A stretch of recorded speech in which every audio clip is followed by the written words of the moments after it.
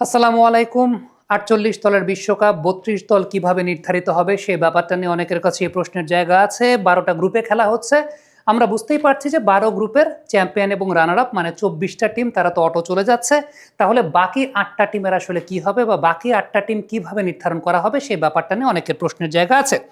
বাকি ৮টা টিম মূলত প্রত্যেকটা গ্রুপের যে নাম্বার ৩ হবে, প্রত্যেকটা গ্রুপের যে নাম্বার ৩ হবে তাদের মধ্যে বেস্ট ৮ টিমকে সুযোগ দেয়া হবে রাউন্ড অফ 32-তে যাওয়ার জন্য। অর্থাৎ ১২টা গ্রুপের প্রত্যেকটা গ্রুপেই তো একটা টিম নাম্বার ৩ হবে।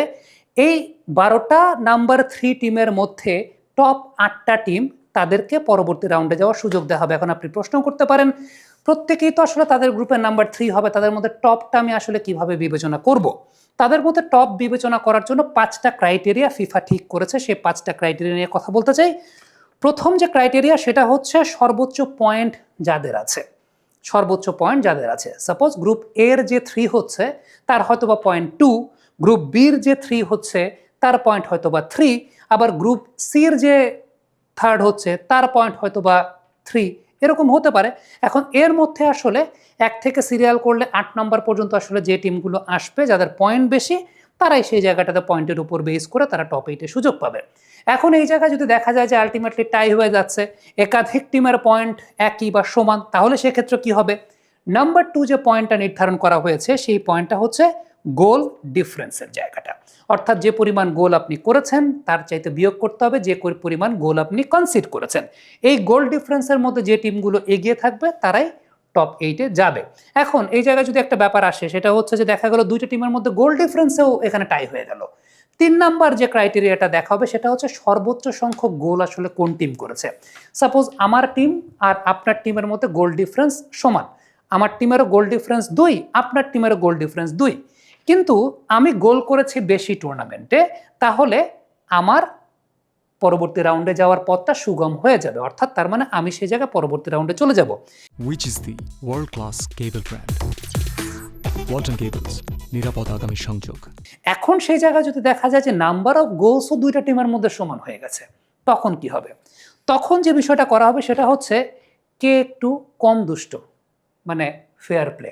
অর্থাৎ কার বুকিংস, কার কার্ডস, কার কশনস এগুলো কম পাওয়া হয়েছে, অর্থাৎ ফেয়ার প্লের জায়গাটা কিন্তু এই জায়গাটা চলে আসবে।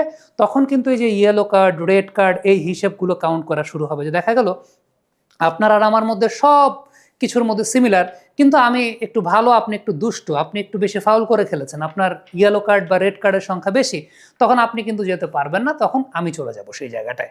এখন এই সব কিছু যদি এক হয়ে যায়, ধরেন প্রত্যেকটা যে 4টা ক্রাইটেরিয়া আমি বললাম সেই 4টা ক্রাইটেরিয়াও যদি এক হয়ে যায়, লাস্ট ক্রাইটেরিয়া হচ্ছে ভাই ফিফা র্যাঙ্কিংয়ে যে দলটা এগিয়েছিল, এতদিন ধরে ফিফা র্যাঙ্কিংয়ে এগিয়ে থাকার যে পুরস্কারটা, সেই পুরস্কারটা সে পেয়ে যাবে। সাপোজ ওয়ার্ল্ড কাপ শুরুর ওই সময়টাতে আমার র্যাঙ্কিং ছিল 4, আপনার র্যাঙ্কিং ছিল 5।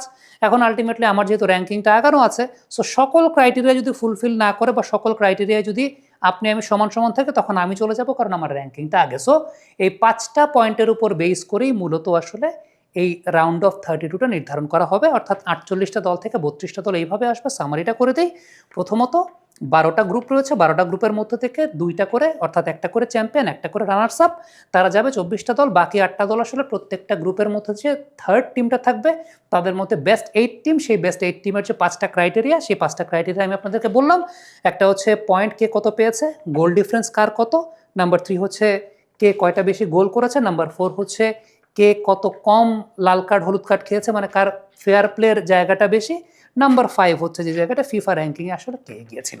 So that is it. যাদের এই পুরো বিষয়টা সম্পর্কে আইডিয়া ছিল না, আশা করছি একদম ডিকোড করে পয়েন্ট বাই পয়েন্ট পিন পয়েন্টে সেটাকে ব্যাখ্যা করার চেষ্টা করেছে। থ্যাংক ইউ সো মাচ এতক্ষণ আমাদের সঙ্গে থাকার জন্য।